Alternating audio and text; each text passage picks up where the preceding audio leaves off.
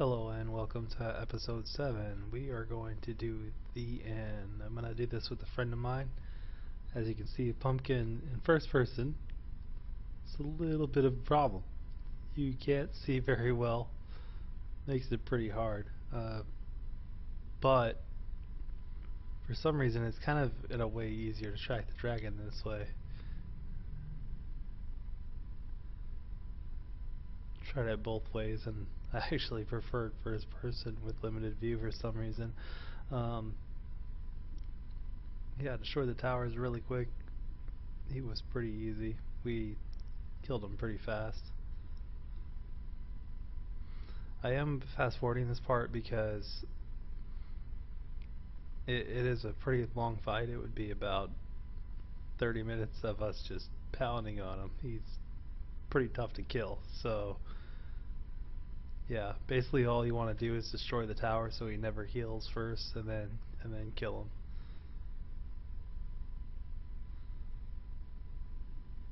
him. We were just standing around at certain points just waiting for him to attack. Honestly, I think this is something that Mojang does need to change. They need to make him attack a little bit more often or something, or maybe there's a trick to the Ender Dragon that we're not sure. But yeah, we did beat him, and he was pretty easily possible to stay to full.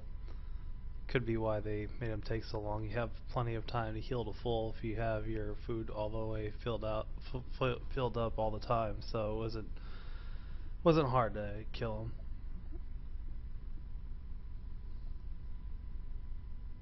him. And he's almost dead now. Decided to mine during the fight.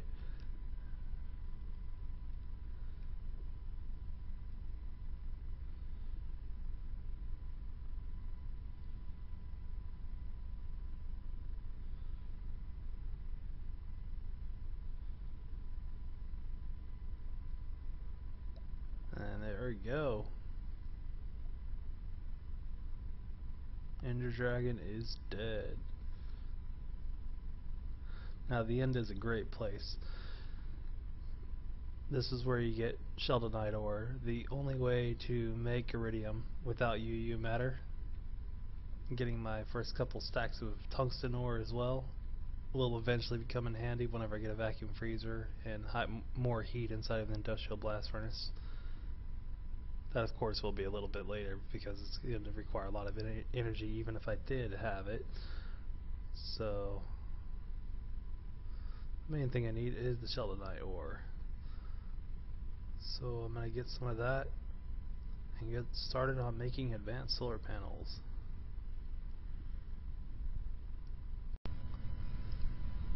Okay, I finally got the ingredients for the Implosion Compressor. Gonna try to describe how this works. You need,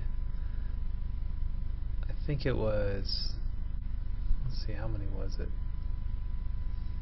You needed 8 standard casings and 16 reinforced, I believe, and the middle was actually completely hollow for this one. It doesn't require anything in the middle.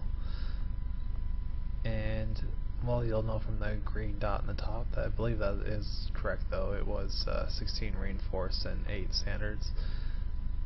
And interesting thing, as you've seen, I put down a bat box because it only requires 32 EU. Unlike these other two, the industrial grinder and the industrial blast furnace, they required 128 in at all times. This one does only require 32, so any more and it will explode. And it's pretty expensive, so you definitely don't want it to explode. The other thing is you can create diamonds from diamond dust on here. It's the only way you can create diamonds from diamond dust, but it requires a ton of industrial TNT. Industrial TNT is the #1 thing to get this thing to work with pretty much anything. And it's going to require a lot of gunpowder and a lot of flint or flint powder, or flint dust. And the flint dust is definitely the best way to do it, but at first the flints themselves are going to be better to use, because if you macerate a flint, you don't get a flint dust. You get a tiny, I think you get 2 tiny flint dusts, so you're actually still losing more than what you would get if you just made flint dust by other means. So you definitely don't want to do it that way.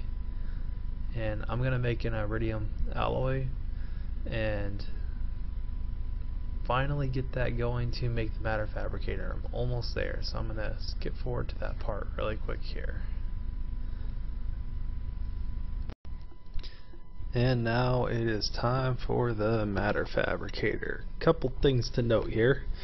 First, this thing is of course extremely expensive.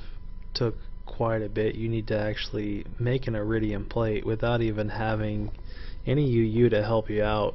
Definitely one of the hardest things to make, but UU matter is considered overpowered by most people, especially server admins, so yeah, I think it's the appropriate cost. It also takes 10 times more EU than the mass fabricator did. By default there is no mass fabricator, and it's still fine. I mean, you actually can still do amazing things. It's actually more interesting on how you have to do this, because another thing about it is you must provide it with scrap forever. It must always have scrap. It doesn't just create UU matter from nothing. It needs scrap in order to do it. I wouldn't say from nothing. I guess before it was made from just pure energy, but now you need energy and scrap to create the UU matter. And where am I going to place this thing?